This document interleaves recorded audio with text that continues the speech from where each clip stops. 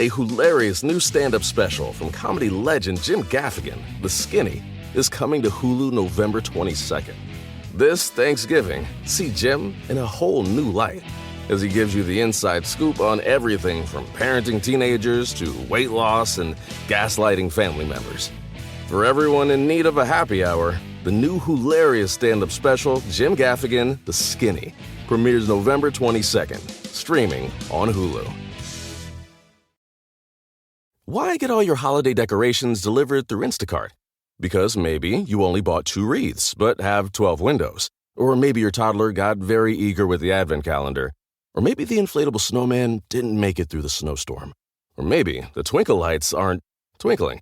Whatever the reason this season, Instacart's here for hosts and their whole holiday haul. Get decorations from the Home Depot, CVS, and more through Instacart and enjoy free delivery on your first 3 orders. Service fees and terms apply. Ask me, ask Iliza anything. It's time to ask. Ask me all your questions. Leave them in the Instagram comment section. Leave them on your Twitter or leave them on your Facebook. We'll see them, we'll read them, then we'll give you answers. You know it, I've got it. I've got the answer, you ask me. I'll tell you anything.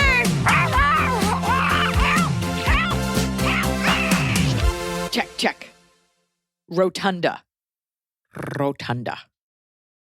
Why? Why not say a different word other than check? You know?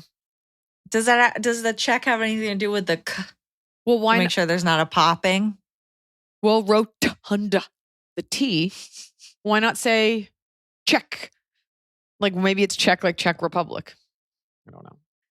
It's I wanted to do today's podcast closer to the release date because I feel like things are happening. So many horrible things are happening.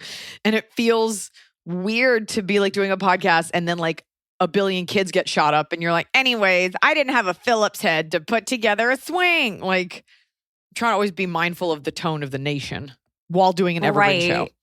Yeah, evergreen and also not like a topic, like not political necessarily, like an escape, but also not ignorant. But also like what's going on affects my mood and tone. And I don't know. I think people also want to be a little comforted versus like, we're leaving it all at the door. And it's like, well, this has permeated our borders and our homes. So, and we'll get into that with top and bottom of the cob. Coming to you today on Memorial Day. And notice neither of us have been invited to a barbecue. I mean, I am going to have a burger tonight with my parents. Does that count as being invited? I mean, I guess they're tolerating you being at their table as an adult. So that's tight. I mean, we had a party yesterday, outdoor barbecue, and I was just feeling so bad about the world and everything. It's heavy. Like it affects you. I'm like a total empath too. And I, especially since having a kid, like drinking isn't the same, like chemically you're a little weird, but I had a glass of champagne, and I took down a bacon cheeseburger and a hot dog. I didn't think twice about it. And I was just like, I just need to soak up the sun. And I felt great about that. Got to hang out. And did you go in the water? I did. And I think that was a big part of it. And then today it was just kind of nothing. So you just start, you're like, I guess I'll get to work on that outline that no one is demanding. So do this, go do Pilates at 4:00, a totally normal time to do a workout. In like with someone? Yeah, normally she comes here, but I was like, I'll go to your studio. Can I bring my husband and his bad back? She said yes. So, okay. Eat this banana, drink a coffee, squeeze the dog, and we're going to go. But not invited to any parties, so that's cool. Fuck you guys. Well, neither was the Pilates lady. Fuck you, friends. Or she went earlier, the middle of the day. But and is that thing too when you spend the whole day outside, like the next day you're like, I want to party again. But it's like, no, you can't. It won't be the same. So. No, it won't. You had your fun. Today is the new Sunday. It's not fun today. I did have my fun. And I'll tell you what, I wonder if other parents will agree with this. When we sent out the invitation to the party, somebody noticed, they go, you wrote like, see you guys soon, love Iliza, Noah, and Tianfu.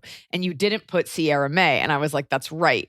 Because I didn't want people to think it's like babies, like bring your baby. So you can bring your baby, But if you don't bring it, it's okay. We were saying kids are welcome, but it's not a kid's party. Right. And there's a difference between a baby and like a toddler. Like your baby's just like a lump that's there. She cries, she goes to sleep. But like something that's like mobile, it's a whole other thing. And we're not there yet. So I wasn't like, everyone bring your toddler so they can terrorize my dog and run around. You also have a pool, which is a big extra layer for having kids over safety wise. That being said, the one couple that came that brought their little toddler, they were on her. Like, yes, she kept going to the house to like grab my dog, but like they brought their own pop-up tent. Like they were on her. And so I can appreciate parents that are like, yeah, I'm bringing my kid, but they're my responsibility. Yeah. And then another couple brought their baby, parked the baby inside in a stroller. Baby just sat there and chilled while the parents hung out outside. It's like, yeah, if your kid can't walk, take advantage of it. Baby said nothing. It was great. All good babies. Only the best babies at your house. And my daughter, in a total diva move, literally came out once and slept the entire day. She slept through the entire party. She's not into the pool. Is she into the outdoors? What's the situation there? Can you tell yet? Loves the pool. We don't like her outdoors because she's very fair skinned. And my favorite part of the day was every time she saw my cousin Brett, she cried. Why? I don't know. We thought it was like an uncanny valley thing. Like you kind of look like my dad, but I know you're not my dad. So who are you? Tall with a beard. I don't know. But I thought he like picked her up, cried. And I thought that was so funny. That's our arch nemesis. There you go. Got to label them early, folks. Anyways, a thoughtful Memorial Day to you all. Well, you won't be. You'll hear this on Wednesday. So by the time it's Wednesday, Memorial Day will have felt like a year ago because time is squashed and pancaked out now. If it was ever linear. Do I tell my coworker's fiance about our affair? Let's just I love it. Okay. I'm ready. Hello, wonderful Iliza podcast gang. Thank you for all the sage advice and abundance of laughs. I have a personal and professional dilemma. I work in healthcare, so as you can imagine, the past few years have been anything but easy. Why? I've bounced around in multiple different jobs due to under and overstaffing issues, due to COVID, etc. But a little over 2 months ago, I started a new job that I love. I get along with everyone. I'm really good at what I do. And although it's only been a short time, it already feels like home. I'm the only woman in my department and caught the attention of one of the guys. During my second week there, this guy slid into my DMs and things escalated quickly from there. For some background info, at the same time that I accepted this job, I ended my 1.5-year stagnant relationship with my boyfriend and was eager for the fresh start. Was ready to This fuck. guy's attention was very welcome, but I didn't expect it to go anywhere for multiple reasons. I'm 29 and a doctor. He's 25 and a technician. But more importantly, we're just very different people overall. Sure. We started hanging out in my car on lunch breaks, making out in the supply closet, and eventually having the hottest, dirtiest, most vigorous sex I've ever had in an abandoned part of our building. You're a doctor? Okay. I mean, you know what? Doctors are people too. Oh, you're a doctor without emotional borders, without scruples. Doctor. Okay. We both agreed we need to keep it a secret, but I recently found out a secret of his. One of the girls from the front end of the office noticed both of our cars in the parking lot late at night. She questioned me about it the next day, and I played dumb, but she decided to, quote, warn me anyway. She told me that this guy has been known to get around the building and has been involved with multiple girls that work in the office and warehouse. She then dropped another bomb and told me that he is in a 5-year relationship with a girl that he's engaged to. Oh my God. He's had all these relationships with other coworkers while he's been with the fiance. She's earning her master's degree at a school a few hours away and mostly stays with her family in that area. So that's how he gets away with it. I was devastated and disgusted and confronted him about it immediately. He apologized, has been begging me to keep quiet, saying he'll never do it again. I think he's lying and that this girl deserves to know. Oof. My dilemma is that I don't want to blow up my own spot at this new job that I love so much just to enact some revenge on him. I don't think he could get me in trouble per se. I'm not his superior and we haven't been seen on any cameras. But it would definitely rock the boat and the whole dynamic at work. I'm also worried that if I were to come clean to her, she either wouldn't believe me or it wouldn't make any difference and she would stay with him. They already have their venue booked for their wedding in July 2023. Unfortunately, I've been in her shoes before, so I see those reactions being probable. On the other hand, it makes me sick to think that he'll keep getting away with this. What do I do? Do I keep quiet for my job's sake? Is it even my place to tell her, especially since I'm not the only girl he's done this with? Or do I uphold the girl code and tell this undeserving girl what a disgusting pig she's about to marry? Thank you for all you guys do. Hope this wasn't too long. Any advice is appreciated. Thanks, Olive. Oh my God. First of all, Jesus, that's so hard because it's like mutually assured destruction. Like, it's not a great look, even if it's not illegal. I mean, you are his superior in terms of like medical rank. You're not his boss. But it's not a great look. And how hot is this guy, by the way, that all of these like intelligent women, which by the way, you could be absolutely hideous and be intelligent. The two are not mutually exclusive. How hot is this dude? He's just like, and he's only 25. He's got to be so hot. Dudes, Gotta be so hot. Like male nurses, I know he's like a technician. Like those dudes are always like EMTs, like those, that ilk are always really hot. It was like, I was gonna be a fireman or only rescue kittens or take x-rays. Like it's always like a hot dude with like a lot of bad tattoos and muscles. You know, here's the thing about girl code. It's not moral code. Girl code suggests that all women are always looking out for each other and appreciating the advice. And the reason we even have the term girl code is because somebody had to say like, hey, like we should be looking out for each other because maybe like women in that capacity don't. So girl code is great if we're all honoring what the other women are doing. But the fact that you're like, I'm wondering why you're saying she may not care. Now, I wonder if that's because you've done that.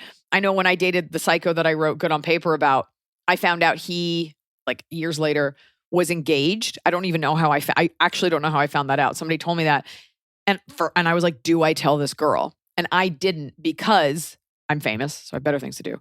But mostly because I was like, he's probably already gotten to her and told her that I'm a psycho. Or she's made peace with it. And if I reach out, she'll be like, we've already discussed this. So, you know, your fear is that you reach out and that girl is like, what the fuck is wrong with you? Why are you bothering us? Which in that case, she's an idiot. Yeah, I think though that this person, the question asker, the reason I would lean towards telling is because the question asker is very much like, you know, I mean, no one else has told, like they're clearly trying to justify to themselves why it would be okay not to tell, meaning that they do. It's like this person thinks that the right thing to do is to tell, but she doesn't want to blow up her spot, understandably. Yeah, it's your spot that's going to get, like, your reputation will be tarnished. Like, it's really, let's come clean. It's really not about the other girl. No. Right. So let's be honest. She says it would be for revenge. She's like, do I want to blow up my spot for revenge? It's like, don't. I mean, no, do you want to do it to maybe help this girl? That's a different question. No, and you don't. And you will compromise. You worked really hard to become a doctor. You're only human. This guy was hot. And the truth is, like, had you gone out properly, it probably would have been worse because you knew you weren't going to be together. You're like hooking up in closets, like it's all very high school. If you felt, listen to me, if you felt there was a future with this person, you would have treated the relationship differently. You would have been hooking up, laying down in a bed that one of you owns in a home that you own or rent, not on top of a bunch of extra boxes of staples and scotch tape. Okay. So, and like catheters, I almost said cadavers, but maybe that too. So if I were you, I would just walk away. He is dead to you. You don't speak of him. You don't speak to him. You know nothing about this. Run, do not walk away from this guy. It doesn't matter if he'll do it. He's like, I promise I won't do it again. You're like, I don't care who you fuck. Like, I don't care if you hurt someone else. And that girl must have some idea. And if not, that's really sad. But because you're a doctor, if you were like an office administrator, I'd be like, well, it's not that hard. And it sounds like everyone she works with is mostly men. So she's in a tough spot. I would ice him out, go be a doctor, act like this never happened, and don't ever do that again. Yeah. You're not trying to save that girl, so don't act like that's what this is about. And you don't want revenge because you both did something really dumb. You weren't going to be with this guy forever. So this is because you got your feelings hurt, but you were not. It's not as if you went into this with like an open heart and you're like, this is the man for me. Like he was super hot and it was super steamy. But even you said like you guys aren't like super compatible. You're on different paths. So just be like a man, pretend it never happened, move on. Just like he's going to do with you and his fiance. Okay? Yeah. Don't lock yourself in with this guy. Like don't get further entangled by involving her because you don't know what he's capable of. You have till 2023 before they get married. When the heat has died down from you and this guy a little bit and he doesn't trace it back to you, you could send an anonymous email in like 6 months to this girl and say like, your fiance is cheating on with you with a lot of women at work and it won't be directly tied to you. But I guarantee Just by wait a then, beat. you won't even think about it. Just enjoy the post-COVID blur of like time and people and places meaning almost nothing and move away. Okay? Go back to performing multiple Botox injections a day and saving lives. I don't know what kind of doctor you are. Go back to being an English doctor. That's the part that she didn't mention is that she is a school. He's the overhead projector technician. Okay. Love y'all. Our elder sister cannot obtain a job and I am worried. She works in the film industry and has for 30 years. She is a bigger lady and does not present herself attractively. We have long jaws and she wears her hair naturally, gray, straight and parted down the middle. She's 55. Is there a way to politely tell her that she may need to present herself a little more attractive and trendy to get a job? What? Who wrote this? Okay, this person has an animal as their profile picture. So I went to their profile, which is private, but I was like, is this a joke? And they said they have long jaws because this is actually a family of animals that's asking me a question. First of all, it reads like a guy. My sister's fucking ugly. I can't tell. I mean, depends on the job. Like nobody cares what you look like if you're like a line producer. Right. But so they're saying she doesn't present herself attractively. So there's a difference between does she look really hot and does she present herself appropriately in a work situation. Those are two different things. No, I think this is a guy writing this and he's like, you got to look hot or you got to try. I don't know. It's kind of weird. Like the part or whatever. Nothing wrong with part. Okay. Say nothing. Don't be an asshole. Your sister has worked in this business for a very long time. So clearly she knows how to get a job. I mean, does she smell? Is she gross? Like we need to know. I need to see a picture of the sister. And I need to know what she does. Are you handling food and you're a gross out? Or are you just like a little older and you are a costume assistant? Like, you can't write into the show with that. We don't even know what you look like. Also, you're saying like, oh, she can't get a job, but she's been in the industry for 30 years. It could just because right now is unprecedented times with COVID. It might have nothing to do with the way that she looks. Yeah, or it might have everything to do if she's like an adult film star. So give us some more details. Send us a picture. Of your family and all your long jaws. Yeah, let me see those long horse faces. Let's see what's so hot. She's got to change her whole body to fit into your stallion family. Hey, Iliza, Emily. Me and my dad are smoking. My sister's a real lemur. Okay. This show is sponsored by BetterHelp. I know being thankful is on everyone's minds, and with thankfulness comes gratitude, a concept that, honestly, really bothers me. I'm tired of thanking everyone else. You know who deserves a thank you? Me. You deserve a thank you. When's the last time you thanked yourself? Sometimes it's hard to remind ourselves that we are doing the absolute best we can. So here I am reminding you to send some thanks to the people in your life, but mostly send some thanks to yourself. And a great way to do that is with therapy. If you're thinking of starting therapy, give BetterHelp a try. It's entirely online. It's designed to be convenient, flexible, and it's suited to your schedule. Just fill out a brief questionnaire and you get matched with a licensed therapist, and you can switch therapists at any time, no additional charge. You don't have to travel anywhere. They take the hassle out of finding that perfect therapist. Let the gratitude flow with BetterHelp. Visit betterhelp.com/Iliza today to get 10% off your first month.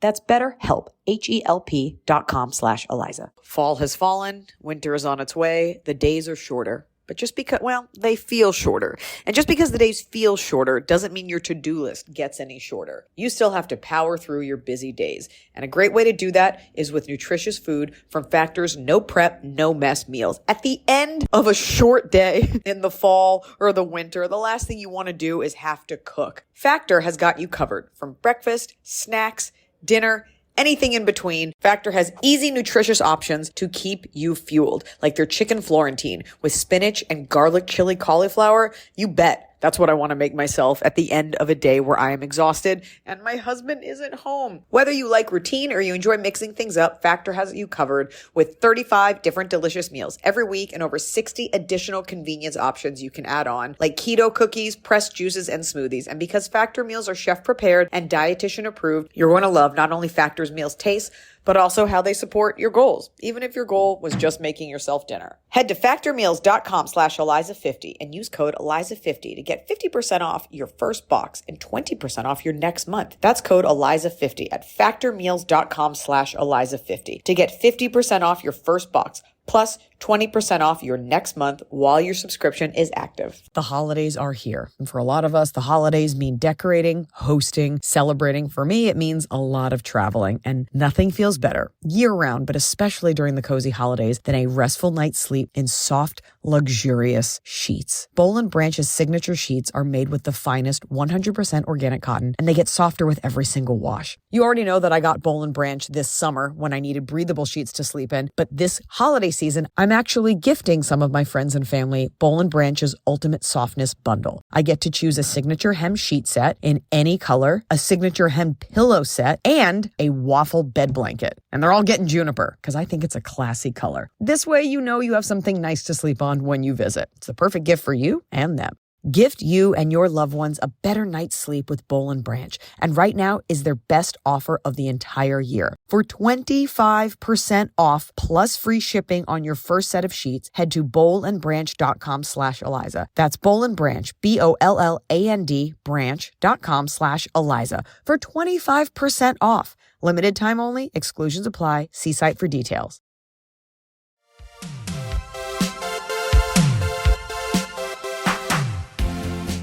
Liza, Emily, Snow Peach, Gracie, and Baby Tree Frog. I'm hoping you can give me some advice. I've been dealing with my fiance, 41, male, and I, 41, 32, female. male, 32 female.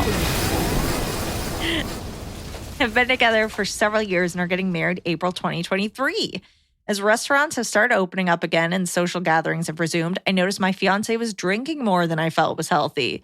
We have discussed it and come to an agreement about what a healthy limit is for him and when it is and isn't appropriate in the context of our relationship and blended family. We each bring one child to the family. He's making an effort and for the most part doing really well. He has a few friends, however, who are not the best influences when it comes to alcohol.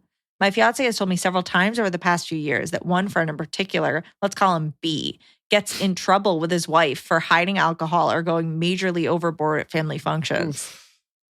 This past weekend, we hosted my daughter's family birthday party at our home. B came with his family and everything seemed to be going well until I noticed my fiance was visibly intoxicated. When we talked later, he admitted that B had brought over nips of whiskey and they had been sneaking into the basement to drink them in private. Cool. You're We had a 41. Cool. You're at a child's birthday party? Extra cool. Cool. We had a long, intense discussion where I made it very clear that this was not appropriate behavior and wouldn't be tolerated. I went into the basement, got rid of everything, including the remaining whiskey. I was really upset and kept thinking that if I was B's wife, I would want to know what was going on. I snapped a picture of the empties and sent it to her. We exchanged a few texts expressing annoyance and the guys and their poor choices. The next day, B called my fiance very upset that I had sent the photo. Since this happened, he's been calling my fiance daily, saying that I messed up his marriage and have put him in a very difficult position. I apologize to my fiance for putting him in that position with B, but if I'm being honest, I think the guys did this to themselves. Yeah. Sure, his wife may not have found out the specifics, but she's an intelligent woman and could tell he was shit-faced the night of the party. She told me. My fiance is brushing him off and trying not to get us any more involved, but he gets upset anytime B calls. He does not want me to talk to B about it and just wants it all to go away. How do I handle this tactfully without giving B free rein to blame all of his marital problems on me? Additional info, in our relationship, my fiance and I have moved on from the incident and have set some new boundaries regarding alcohol. It's only when B starts calling or texting that this comes back up. It seems like he wants to cause us to suffer as long as he is suffering. Dude. Is it too late to not marry this guy? I'm sorry. I know you love him. I'm sorry. These discussions, you are his sexual partner, not his mother. At 32, do you really, I understand you have a child and he's got a child, so you blend this in, and everybody wants someone, and I get it. Do you want to be his mother? Do you really want to be setting boundaries and having discussions? Is that a turn on for you? Put it to him like that. Be like, I do not want to fuck my son. I know that's aggressive, but the second a girl becomes a maternal figure, steps into those shoes, your sex life is over. That is not a marriage. So that's fucked up. You need to put it to him like that. Number two, if he's a real man, And this is the advice we give on this podcast when it comes to like, oh, I saw my friend get cheated on. Do we tell them, like, do I say anything? I don't want to blow up my brother's friend's marriage or whatever. That is not on you. You are not the one who cheated. You are not the one. Your friend did all of this, and the wife would have known. So there's either a come to Jesus. We're on a group text, but what he's doing is he's taking it out on you because you're the most vulnerable. He can't yell at his wife because they live together, and he can rail at his friend because it's another man. So the fact that your 41-year-old fiance isn't standing up for you to this man and saying, hey, dude, like that's your marriage. Do not come for my wife. Stop talking to us about it. It is a major red flag. He's disrespectful on so many fronts. This alcohol thing, I'm not saying he's an alcoholic. I'm not an alcoholic. I don't deal with it in my family. But the fact that it's so hard to have these conversations. And the fact that like teenagers sneaking alcohol, they're sneaking off to the basement at a child's birthday. There's so many. And you know what? Fine. Get buzzed at your kid's birthday party, but it should be fun. And if you could hold your fucking liquor, both of you in the first place, this wouldn't be an issue. Why are you drinking whiskey at a kid's birthday party? Get a White Claw or a Bud Light Seltzer like a respectable human and have a light buzz that lasts all day, not hard brown liquor in the basement. So little mini ones. Yeah. I mean, first of all, like what plane did you jack for those? So, and by the way, the fact that they're mini means he brought them with the intention of getting drunk. It's not like, oh my God, we had this big bottle and I didn't realize we finished it. Not that that's any better, but still there's intention there. I really don't like this guy for you, but let's say he's just not the brightest. The bigger issue is that he's not standing up for you to this idiot abusive friend. It's so gross to me. So you have... Yeah. Because they're saying, we're fine now, but this guy like won't stop calling and talking about this. Like, by the way... Because your boyfriend, your fiance is allowing him to keep talking about it. He's allowing it. And don't make the mistake of thinking you're fine just because another couple has it worse. Just because you guys can get in bed and talk shit about that couple doesn't mean you don't have your own shit to worry about. So take a look at all of that. I'm very angry about him. Ugh, I get so grossed out because I've dealt with this in comedy, like men that just are so abusive to women because it's safer. And you don't strike me as the kind of person that's going to like jump on that text thread and be like, I did not fuck up your marriage, you fucking alcoholic. So figure it out. And you know what'll happen is he'll go to treatment, then he'll apologize. But it's not even about that. It's about your fiance not respecting you multiple ways. Yeah, and this guy that's bad. He's old. He's 41, 42, whatever. He knows this guy's bad for him. And he knows that he could just say, hey, buddy, it's my future stepdaughter's birthday party today. I'm not going to go to the basement with you and drink a bunch of little baby bottles. It's not even the holidays. And you know what this all comes down to is lack of respect for you. Kick it! Banana! Hello. I had a banana. Hello, AIA family. I had coffee. Around 9 months ago, I learned that I have a first cousin that was given up for adoption at birth. My older sister found her on 23andMe and made contact. Our mom confirmed that her younger sister did place a baby up for adoption and that this indeed is my cousin. I was over the moon and immediately made contact. We are the same age and are building a relationship. She's also building relationships with my mom and my sister. I've since learned that my aunt, not the mother to this cousin, has not told her daughters about our newfound family member. She says it just hasn't come up. My mother is not going to spill the beans as she's concerned it will upset her sister, my aunt. For a little more context, my aunt who put this child up for adoption has since passed away. My older sister was also adopted at birth and later found out when I was 14 and has since been adopted back by my mother. What? Oh, wait. My older sister was adopted at birth and later found us when I was 14 and has since been adopted back by my mother. The surprise of having a family member I did not know about is not new to me or this family. So my question is this: do I tell my cousins about our new cousin and risk family drama? The only thing holding me back is the potential for backlash from my aunt. The cousins are all adults now, 40 and older, so part of me feels silly for being worried. For the record, I did ask if anyone else in this family was placed for adoption. Luckily, this should be the last surprise, KD. I don't understand. The mom who gave up this baby died. Yes. So who are you worried about? Why can't I understand questions when you read them? It must be the way that you read them. This one is... Must be you. No. No, I've already read this, but okay. So there's Wait, can I just, two living. before you go back through it, it doesn't matter. You're merely presenting the information. These things have happened and these are all adults. And if they don't want to meet her, they don't have to. But you'd like to forge a relationship and they're going to be like, who's this girl that kind of looks like us at holidays? And you'll be like, oh, this is Mademoiselle Meow. She's French and my friend. No, she's your relative. Yeah, you're not telling a 7-year-old. You're telling a 40-year-old. That's fine. You're fine. Everything's fine. I don't even care what the scenario is. You're fine. It's not like your dad had a secret affair, which we've had that question before. It's fine. No one's going to get upset. This is a person with feelings. And if she's willing, no one has to do anything they don't want to do. That's it. Hi, Eliza and Emily. My husband and I love your podcast, listen to it weekly, and would love your hot take on this wedding guest situation I had. Hot takes. Ice cream cake. I'm 36, a woman, and married my husband last weekend. I had to be Wait, she's 36 and she married her. I'm sorry, I was making a joke. Go ahead. Married my husband last weekend. I had to be selective about who I invited due to the limited venue capacity and the fact that we have fairly large families. So I invited 6 of my closest friends and their partners. I've lived in both North America and Europe, so all my friends flew in from abroad. Okay. I had no expectation for any of them to make the trip, and I was touched that so many of them did.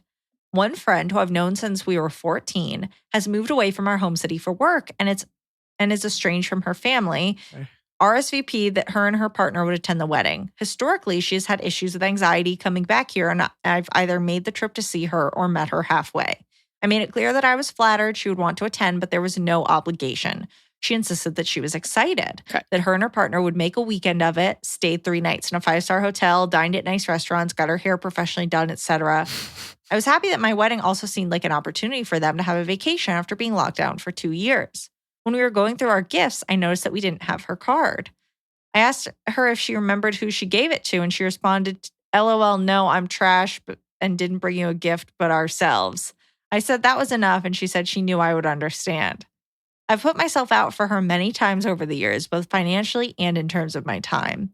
This feels like a slap in the face, since judging by her choice in hotels, etc., this wasn't a financial issue. It was a choice to show up, be wined and dined, attend the special brunch we made to say thank you to the out-of-town guests, and then basically say, I have issues and need you to be understanding again and be happy I showed up. Feels like she made the rare occasion in our friendship to celebrate me about her. Anyway, not sure how to move forward from here and also curious on your takes. How do you approach this if it happened to you? For the record, while I would never do what she did to any of my friends because it's tacky AF, I'm upset about the lack of gesture rather than the lack of money. A card literally costs $5. It takes 10 minutes max to write something nice. You have your answer. She lives in another country and you never see her because she doesn't make the effort. So you can let this go. This is a part of getting married, is that certain friends that don't fit, whether it's friends that aren't in the same place as you or friends that don't share your same like emotional capacities, they start to fall by the wayside. You're married now, your life will shift. This is not to say when you're married, you can't have single friends, you can't have friends that still party, but your priorities are different. So she gave you a gift by revealing kind of how awful she's become. You'll have to let it go that she didn't give a gift. You'll probably sit with it forever. I doubt you'll ever write a card or let her know because she doesn't seem like the kind of person that's receptive to that. I vote you just let it go and you now know exactly what kind of a person she is. I'm so interested by the fact that the question asker actually asked her, like didn't have a card from her, reached out to her like, hey, like who did you give your gift for us to? Like actually followed up on it. But then the girl was her like, chance. Oh, I didn't.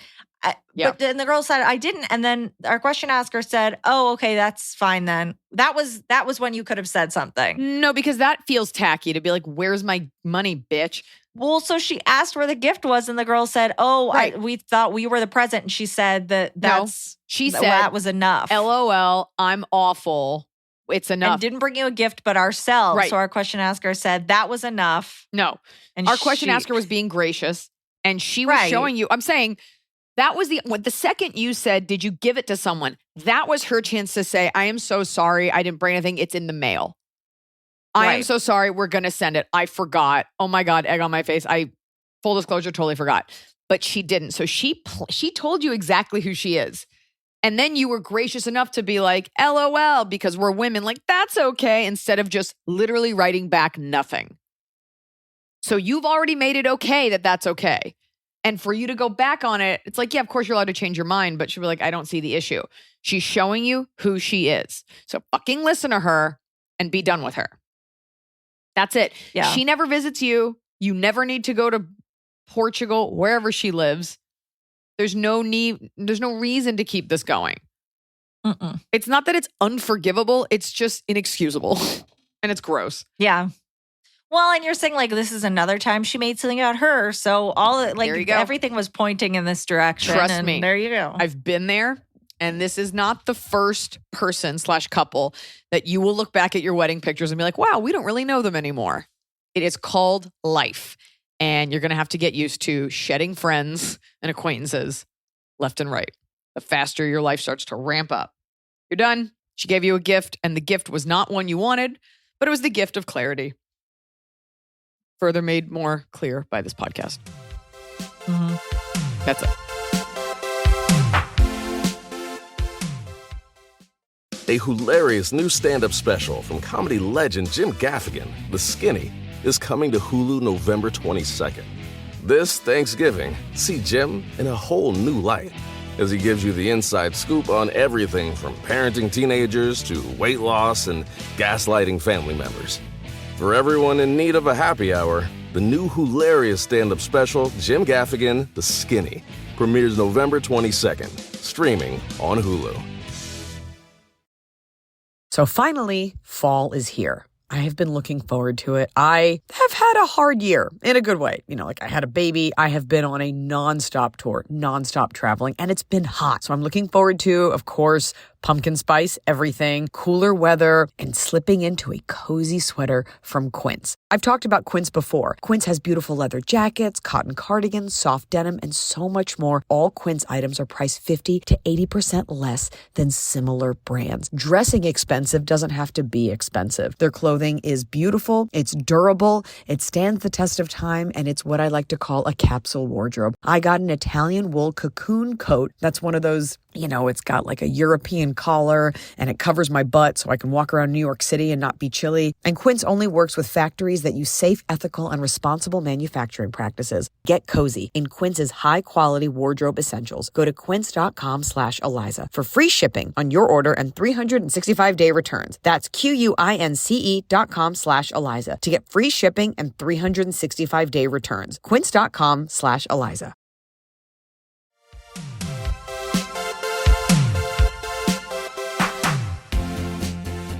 Hi, Iliza. I'm ready.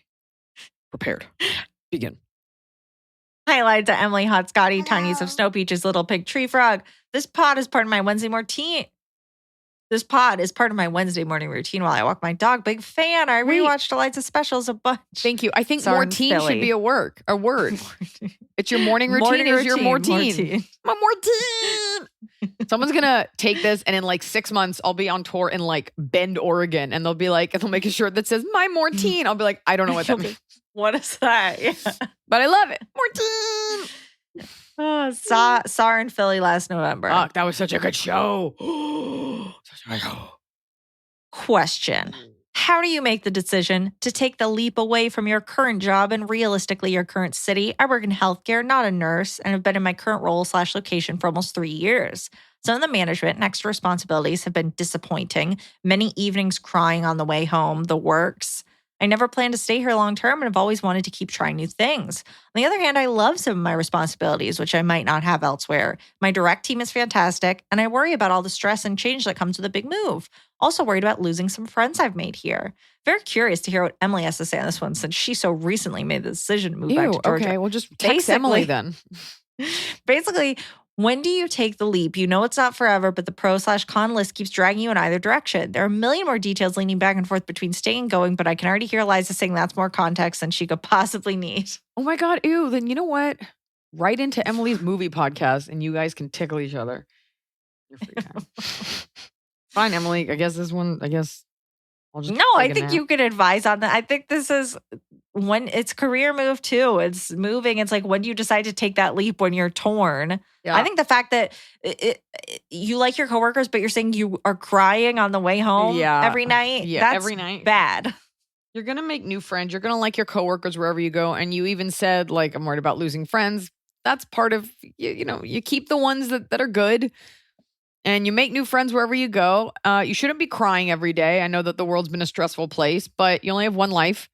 And if your goal was to move around a lot, have these new experiences, no job is going to ever be perfect. Every single thing, even if it's your favorite thing in the world, even if you love stand-up so much, it's going to hurt most of the time. But at the end of the day, the pros should outweigh the cons. So maybe you have to make an actual list. Don't make the mistake of thinking just because you go somewhere else, it'll be better. It'll just be a new set of problems, but maybe you're more equipped for the newer set of problems. I vote go. I always vote go.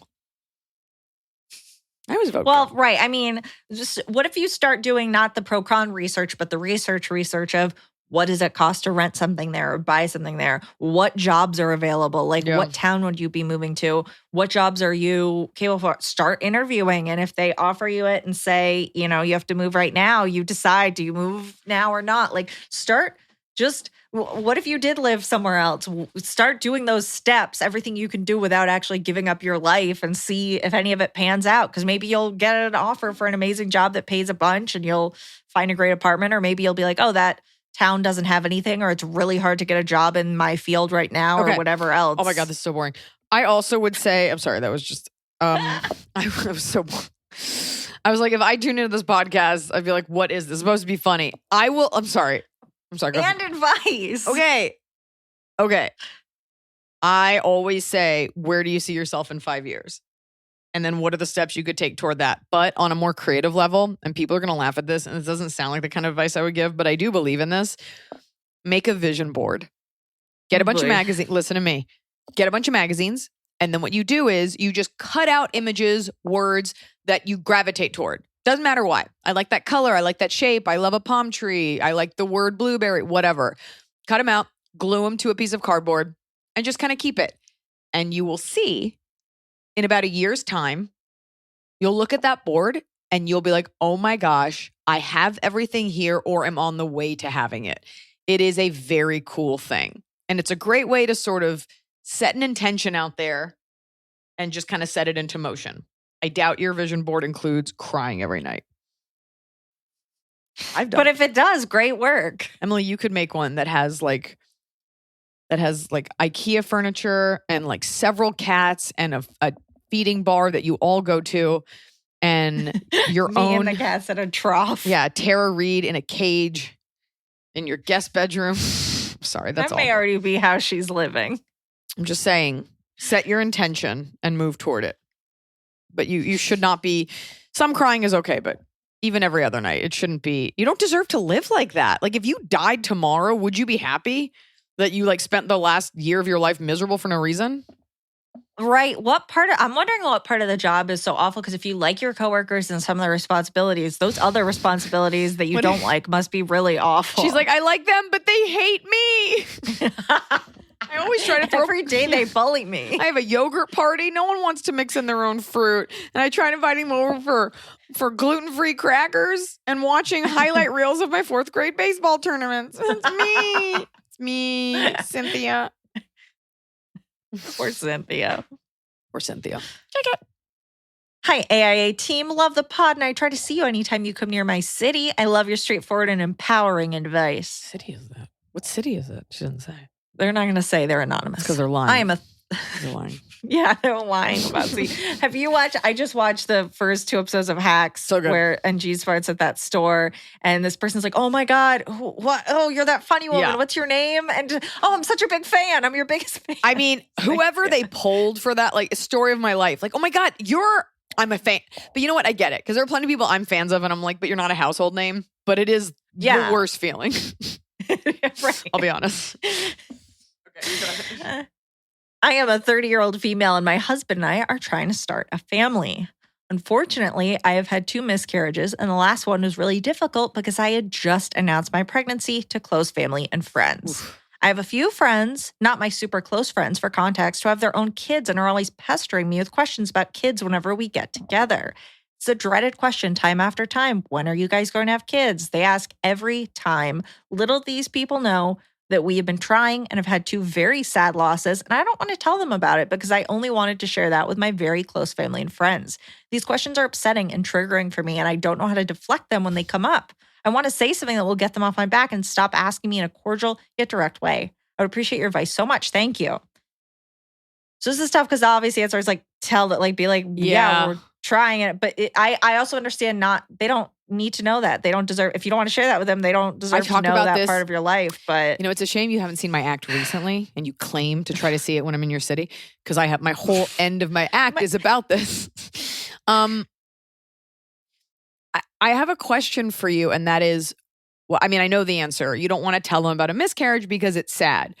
But if you want a guaranteed way to shut them up, you could just tell them, I've had 2 miscarriages. I'm doing my best. And they will feel horrific. And I understand not wanting to tell people about it, but I can't help but think it's a big part as the way our society has colored it. It's this shameful thing that women are supposed to be embarrassed about. And because we don't talk about it, you don't know that like 3 out of every 10 women have miscarriages. And it is incredibly normal. Just because it's normalized doesn't mean it's less painful. But I think there is part of that we never talk about it. Just like, and I get it. Like men don't want to talk about like erectile dysfunction, like anything that has to do with your ability to perform stuff that your body is quote unquote made for. It's hard, but that's a surefire way to get him to stop. I will tell you, like I have a relative. All of us have had kids or are having kids, and I have one relative who doesn't. And we were talking about our babies the other day, and one of my relatives that is pregnant looked at her and she was like, "You're next. When are you doing it? You're next." And I found myself going like, "Stop. I'm sure she's trying. Like, stop. Yeah. People don't, even when Noah and I were trying and, it was difficult. I had a friend that was just like, "When's your baby?" Like people mean well because they're excited for you. It is ridiculous that women don't. That is not okay. It's so weird because they're excited for you, but when you have the baby, they're like, not like, I got to come over and look at it. They just want you to also have a baby and be at the same life stage. I feel like my friends really wanted to meet my baby. People like still really do. Anyways, that's my advice is you could just say that. I think you need to reckon with why you don't want to do it. But okay, it is your information to share or not share. I mean, are you comfortable with looking them in the eye and being like, it actually really drives me crazy because we're really doing the best we can. And then they'll be like, "Oh my God, we're just excited for you." It's going to be uncomfortable because they will feel offended that you're uncomfortable. So you have to be, again, comes down to whose comfort are you more concerned with, yours or theirs? Right. And if you want them to stop asking so that you're not constantly reminded, I mean, is there the middle ground of that kind of like half grimace of like, we're trying, like that's shrug, it. Like, by the way, that should be enough. And are you okay with brushing it off? What are you guys doing? Right. That's it. You got to be okay with drawing your line. People are not okay with women setting boundaries. So you have several options. You can either say, "We've had 2 miscarriages and we're doing our best." You can say, "You ask me about this every time and I am fucking as hard as I can, as well timed as I can." You got to get a little uncomfortable with it.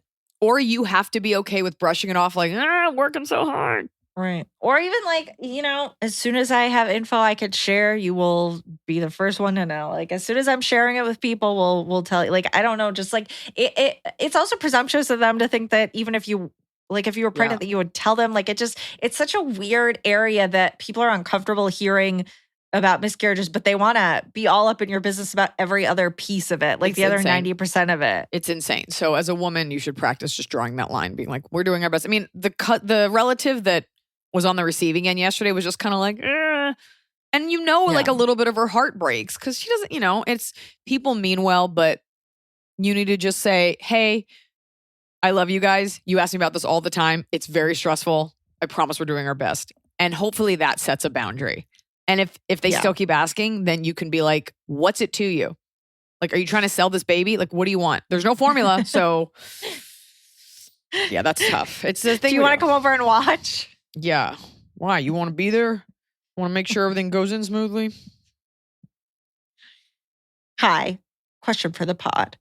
I recently lost my dog who I adopted 10 years ago at the end of college. She's the longest relationship I've had. I looked up the AIA episode where you talked about losing Blanche. It was a comfort to me. I know everyone is different, but I wonder how long it took until your grief subdued. It's hard to imagine when I'll be able to think about my dog and not immediately cry. Thinking about fostering dogs now, but not sure how long I should wait. Just wanted to get your thoughts. It's different for everyone. I don't remember. Honestly, I'm kind of like a dog in that, like, I don't know what time is. It was a couple months. It hurts she said it was 10 months ago? No, I think more recently, but she's had the dog for 10 years. That is a long time. No doubt you went through a lot of big life changes with that dog. But again, that dog was there to get you through these things. That dog did their job perfectly. Don't force getting another animal. Fostering is a very kind thing to do. I don't know how you could foster a dog without keeping it. I think that's how people end up being hoarders.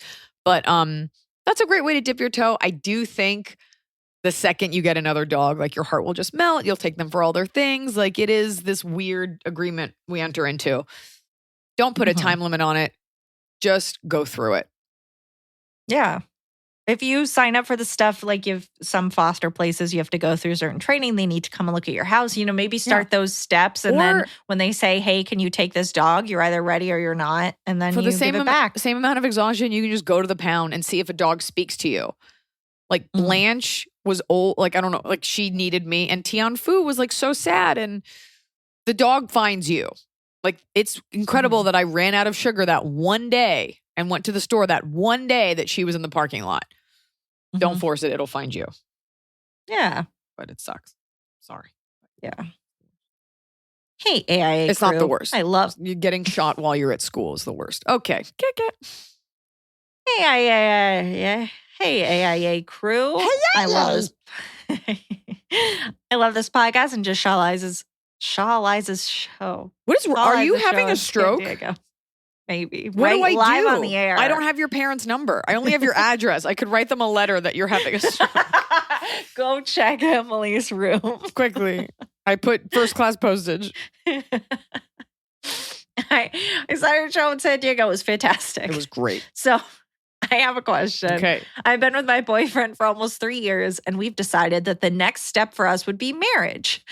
We have a great relationship and he is a great man, but I find that I struggle dealing with one of his friends. My boyfriend has had this friend since birth, since their mothers are best friends. I don't like this guy and wish he and my boyfriend would just part ways. The friend is a borderline alcoholic who makes a lot of jokes that my boyfriend loves him more than me, or that my boyfriend should just cheat on me. My boyfriend has had multiple talks with him about not making these jokes, as they make both of us uncomfortable. This friend will also often bail on my boyfriend or only use him to kind of get something out of it. I know my boyfriend struggles with this friendship and has repeatedly told me that he has to maintain it because of how long they've known each other and because of their mother's friendship.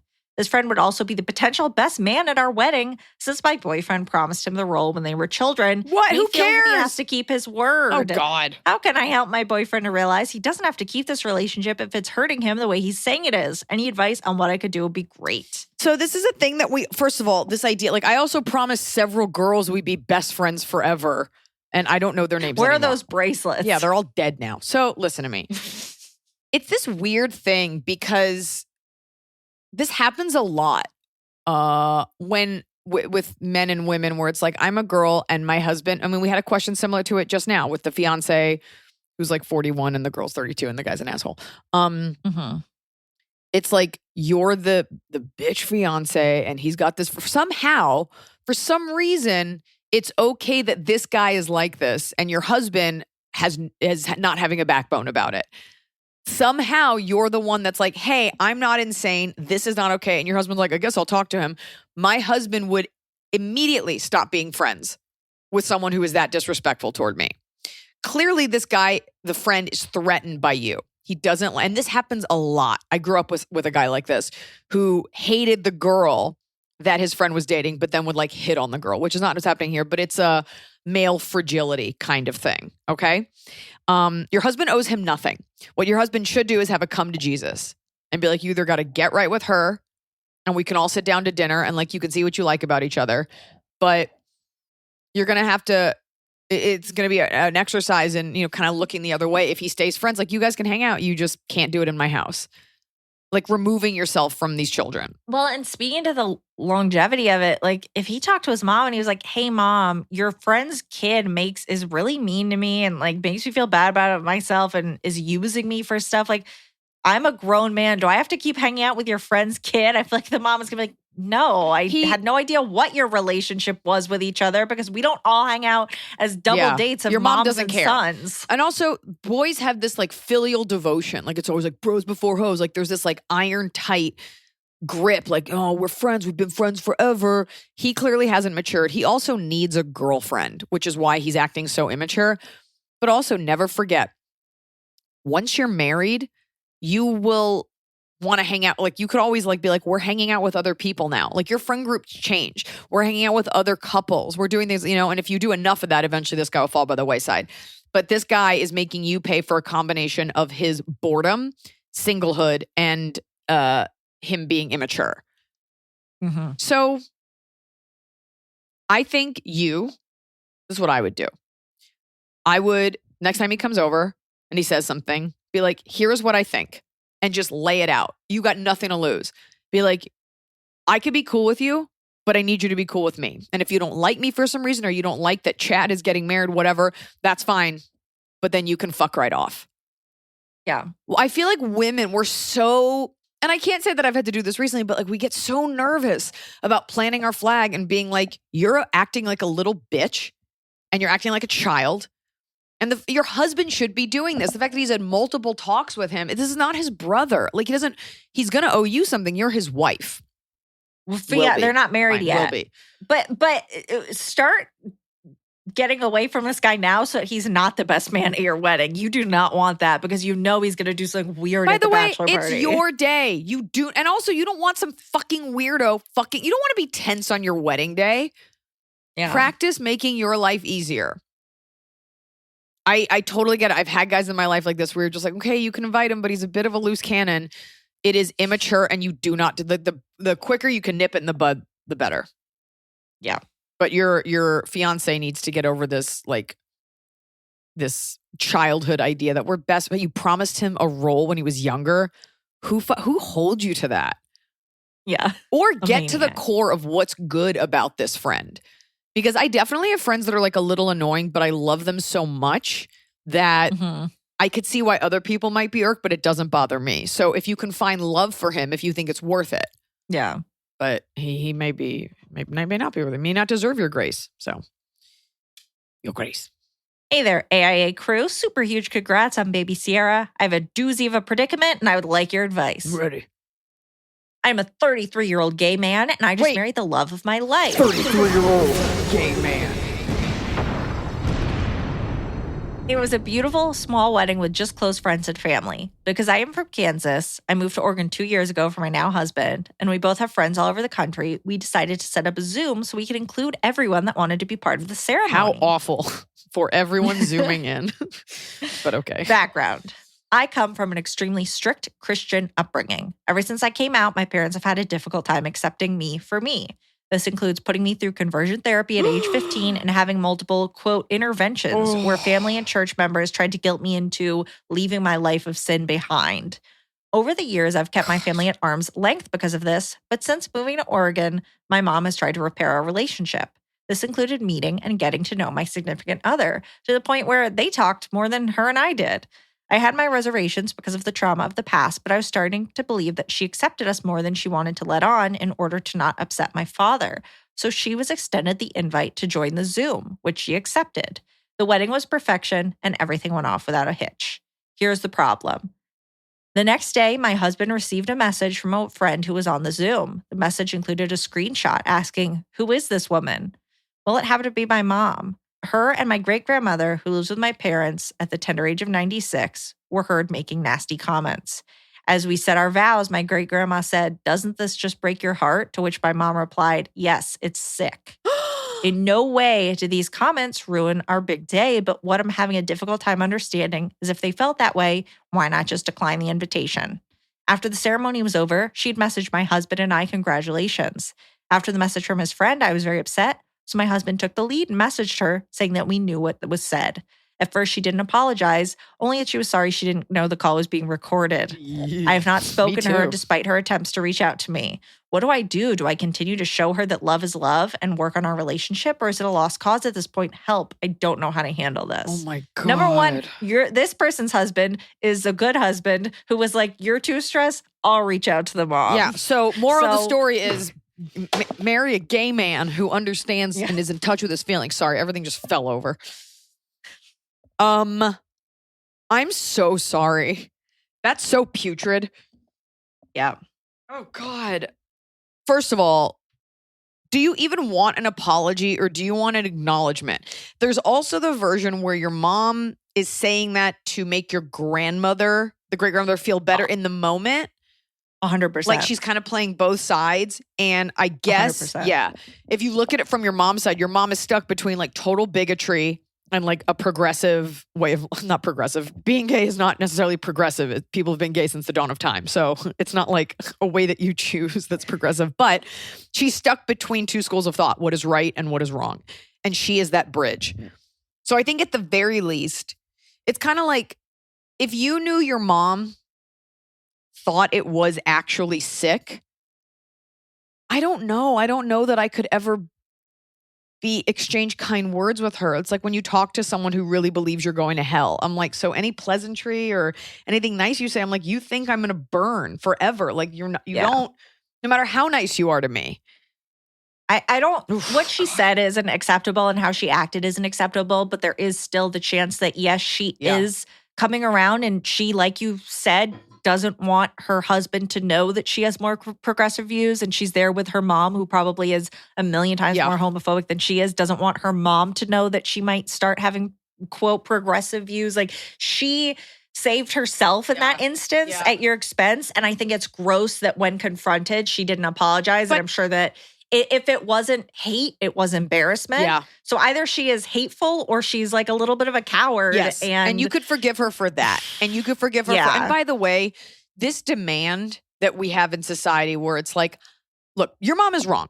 And being gay is a very normal thing. That being said, if you grew up in an environment like that where you don't, I mean, there's probably a lot, most of your family's probably gay, but they're all closeted and super in denial. But let's say if you grew up being told the earth is flat, no, fuck it. If you grew up being told the earth is round and then someone much smarter is like, actually, it is flat.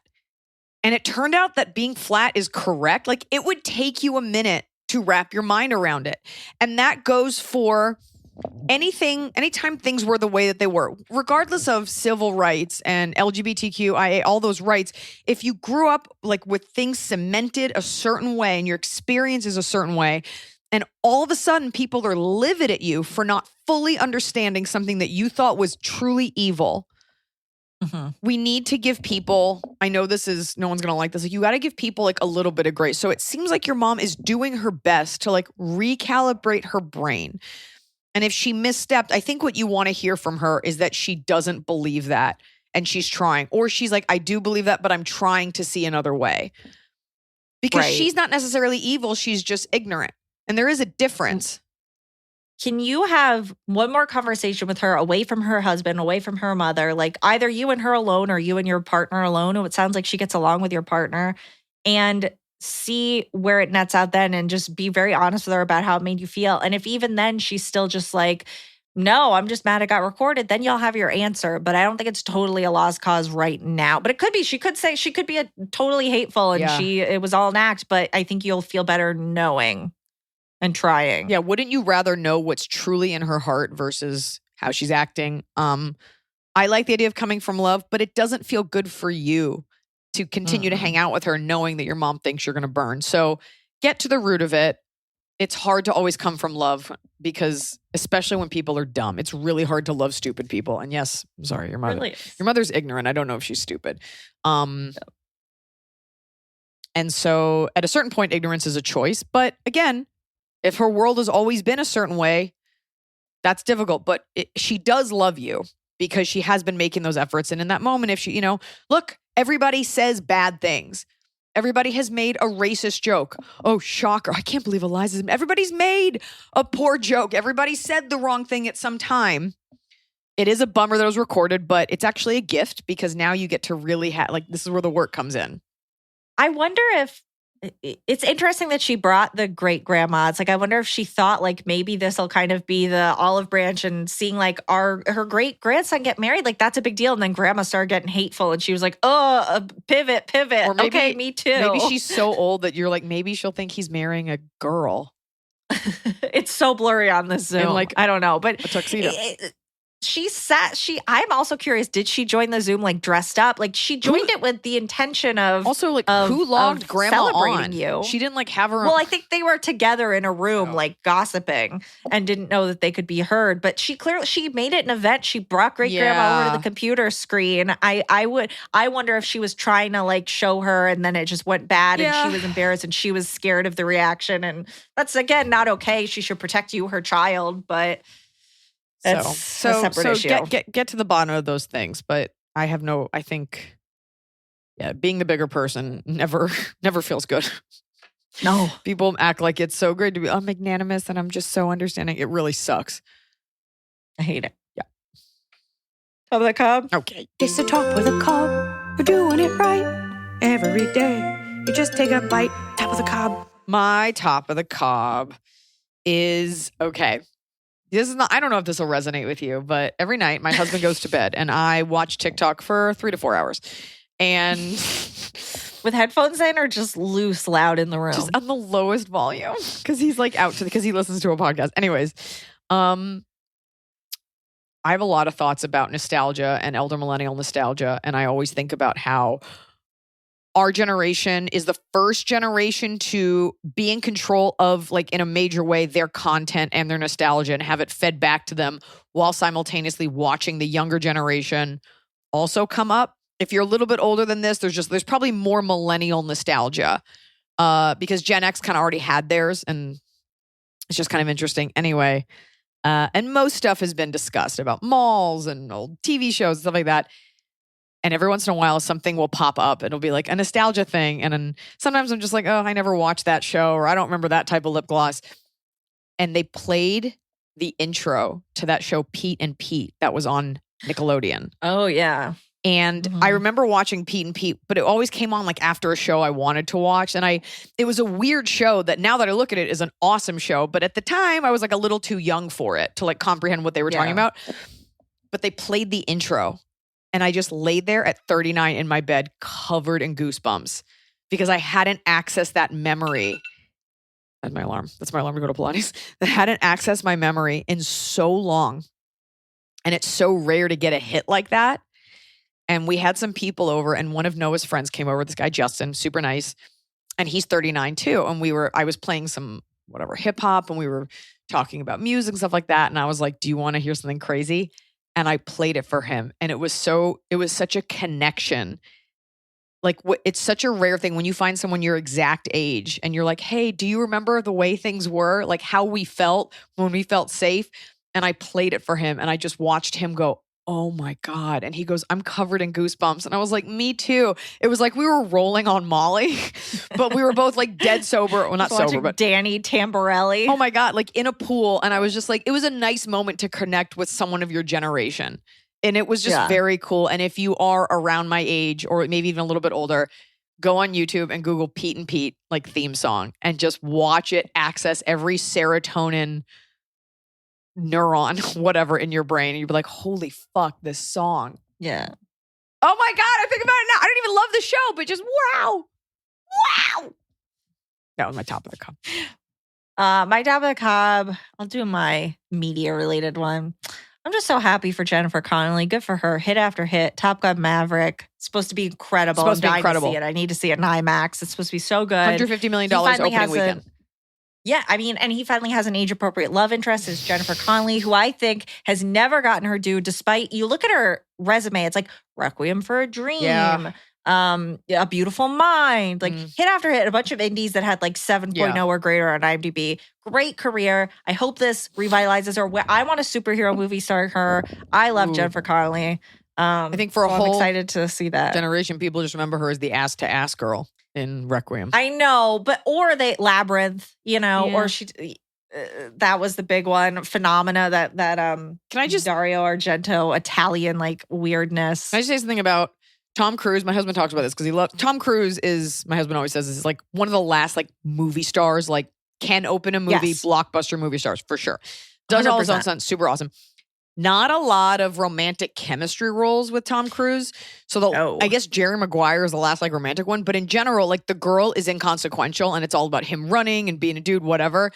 So the fact that she's age appropriate, it's like you probably could have been said like to him, like, this is your co-star, and he'd be like, whatever, any woman, doesn't matter, Yeah. not about her. So why not make it age appropriate? Yeah. I'm excited to see, and maybe they'll have some. I feel like I saw some tweet joking that like the sex scene was just them talking to each other, and I was like, great, good. That's what do you want from Tom Cruise? Do you want us? Are we wanting to see a Tom Cruise sex scene? There are plenty of attractive lead men. Like I don't want to see The Rock having sex. Like there are very few men actually that I want to see having sex with me. Okay, go ahead. What's your bottom of the cup? My bottom is I decided to go a little better than IKEA, and I went for moderately priced Wayfair furniture. Nice. But here's the problem. Get you one of those one of those traffic kids. Look up Wayfair kids. Conspiracy. No kids came in my boxes. No adrenochrome. Here's the problem is two of the things that I've built so far, they just are like, oh, we didn't pre-put holes in that for you. You put the holes in. What? Like there's a hole on one side that the thing goes through, but the thing that it sticks to doesn't have a hole. They're like, yeah, you put the hole. And I'm like, why? Why me? Why didn't you do it? How much longer would it have taken you for you to put the hole? This isn't fair to me. They're like, do you want it cheap or not? So we'll see if any of this stays together or if in like 6 months, it just all collapses. If they're not even putting the holes, like why not be like, here's some raw timber. You have to remove the branches. They're putting like half the holes. Okay. That's what's so weird. They'll put the hole on one piece, but not on the other piece. And I'm like, give me like a little, like an indent. Give me something. Don't make me figure it out. Don't make me be responsible when this thing when this dinette set crashes onto me. Dinette. Exactly. My bottom of the cob is super heavy. Oh boy, okay. I mean, I talked a little bit about this on Instagram, but it is just kind of speaking to this really heavy feeling that we were all feeling, and then the Uvalde shooting happened. And of course, because I'm a mother, it hurts even more. And how like there's just not getting the fact that most Americans want gun control and most Americans want things to be better, and it's just a select few that's just holding on to these ideals as if it's your like birthright to be a fucking terrorist. And I think my bottom of the cob is I'm already an empath. Like I already feel things all the time. And although I'm like really brutal when it comes to like a lot of people's feelings, I'm like, I don't care if they die. But I was just feeling really bad for several days, like just heavy and sad, which I'm glad, because if something like horrific as that happened, and I'm like, anyways, like I'm glad that I feel bad. That lets me know that I'm a human with a heart. And I've called both of my parents, like trying to feel better. You know, like something bad happens, you call your parents and they're like, look, this is just what happens, da-da-da. And both parents kind of were just like, I mean, my mom gave me some perspective. I can't say it felt better. But the bottom of the cob is that don't know that it's going to get better. And I'm talking about the planet and our country and our future and everything. But we have no choice but to endure. And if you think about horrible things that people have gone through, war-torn countries and being invaded and natural disasters, as long as nothing takes you out, you have the opportunity to try to make it as good as you can, because that is your only choice. Because we're not going to lay down and die. But my bottom of the cob was that talking to my parents, like there's no solace to be offered. And I can't find anything that I keep looking for someone to be like, no, it's going to be okay because, and it's a little bit of a gift knowing that I don't have to search that out because it's not going to happen. So I can just kind of start to, like, if it's like, okay, look, you're going to lose your leg. Now that you know that, let's talk about fake legs versus like, maybe I'll keep it like once you have the facts. And so, that's my bottom, is that it's not even about getting better or getting worse. It's just they're going to be very different. And I think Right. Right. Because it feels like we're continually towards a breaking point. And every time we're like, oh, somebody's going to have to do something now. It's like, well, I guess not. I guess this is the train's off the tracks. Yeah. And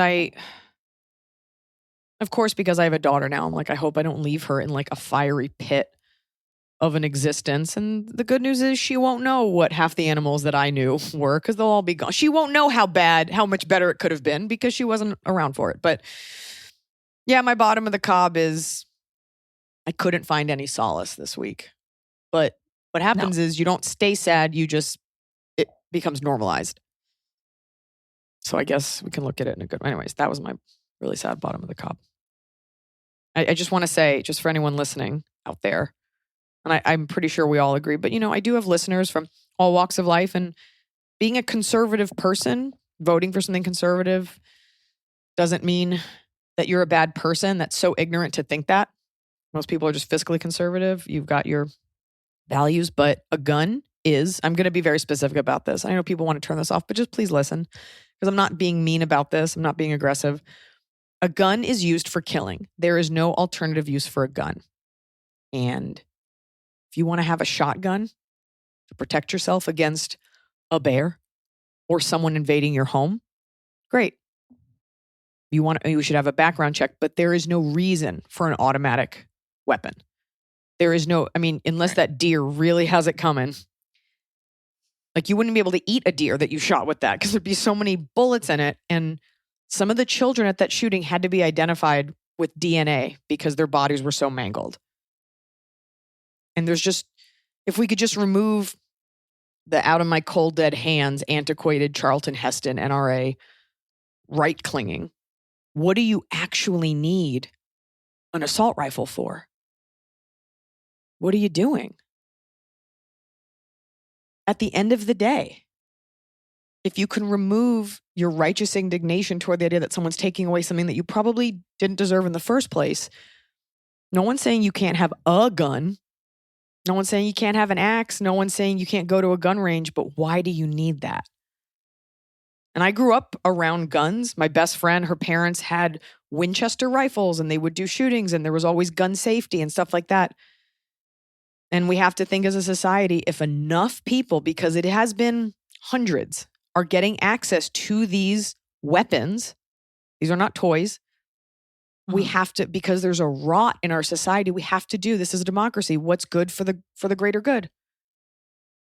And you have to know that the whole reason this agenda is being pushed is because the people who are implementing these laws and keeping them the way that they are receiving money from an organization.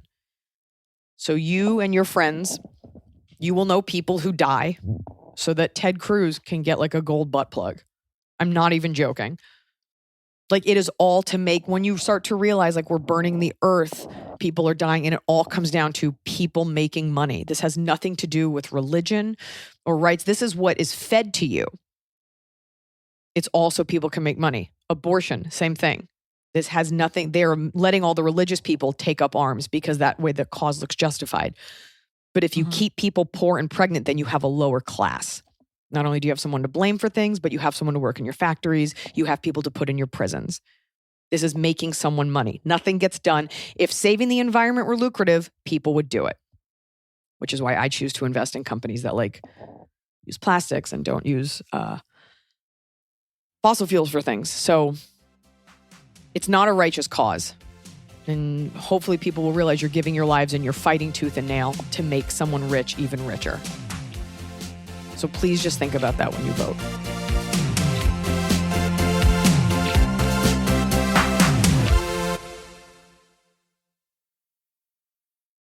High Five Casino lets you play your favorite slot and live table games like blackjack with the chance to redeem for real cash prizes. High Five Casino has a giant selection of over 1,200 games, including hundreds of exclusive games only found on High Five Casino.